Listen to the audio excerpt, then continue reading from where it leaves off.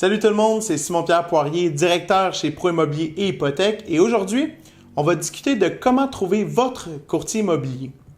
Alors, la première chose que je vais vous conseiller, c'est d'appeler vos amis et votre famille pour avoir des références. Probablement qui ont déjà vendu une propriété ou acheté une propriété par l'intermédiaire d'un courtier.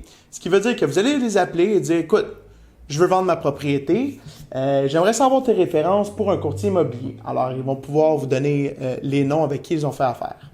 Une chose qu'il faut comprendre, c'est que vous n'êtes pas obligé de faire affaire avec le courtier qui vont vous référer.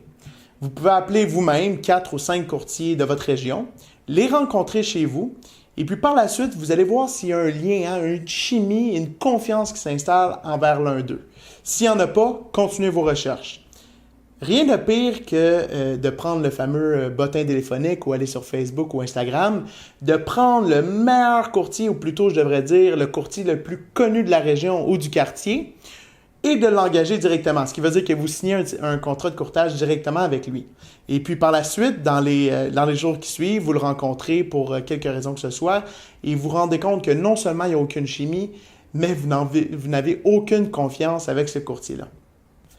Alors, assurez-vous de faire affaire avec le bon courtier. Ceci étant dit, ça m'amène à mon deuxième point. Il y a beaucoup de gens qui croient à tort que l'agence immobilière importe dans la vente de votre propriété. Je vous donne l'exemple. Encore une fois, vous voulez vendre votre maison et puis là, vous allez sur toutes les agences immobilières, les sites d'agences immobilières pour voir ce serait qui pourrait vendre votre propriété. Je vous arrête tout de suite, c'est pas la bonne chose à faire parce que la plus grande agence immobilière à travers le Québec, ou la meilleure, disons, n'a pas nécessairement les meilleurs courtiers à son emploi. Je vous donne l'exemple contraire, la plus petite agence à travers le Québec, qui s'appelle peut-être, je sais pas moi, Agence immobilière Saint-Clinclin, les Murmures, a peut-être dans son agence le meilleur courtier immobilier. Pourquoi? Parce que nous sommes des travailleurs autonomes. Disons qu'il y a 40 ou 50 agences à travers le Québec. Moi, Simon-Pierre Poirier, si je désire quitter Pro Immobilier Hypothèque pour aller dans l'une de ces agences-là, eh bien, je peux le faire. Alors, mon permis de courtier immobilier peut être accroché à l'une ou l'autre des agences que je le désire. Donc, ça revient à mon point de tantôt. Faites affaire avec le courtier immobilier avec qui vous êtes à l'aise et non l'agence immobilière. Quand vous allez finalement trouver le courtier avec qui vous vous sentez à l'aise et que vous pensez que vous voulez faire affaire avec lui, avant de signer quoi que ce soit, posez-lui des questions. Comment il va s'arranger pour mettre votre propriété en valeur sur le marché? Comment il négocie avec les autres courtiers?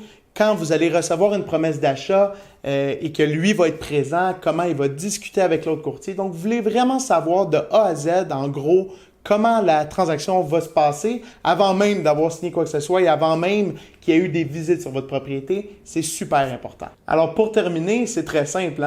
Trouvez un courtier avec qui vous avez une bonne chimie, que vous avez une bonne confiance, que vous savez qu'il va être un négociateur aguerri pour négocier en votre faveur.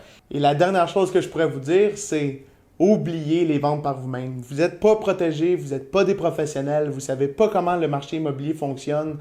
Et je ne suis pas en train de vous insulter en disant ça, mais il y a tellement d'annexes et de subtilités et de contrats en immobilier que faire une erreur quand on vend une propriété de 300 ou 400 000, ça ne coûte pas juste 1 000 $ dans l'encours, ça coûte des milliers et des milliers et des milliers de dollars. Alors, équipez-vous d'un professionnel et vous allez voir que vous allez être gagnant.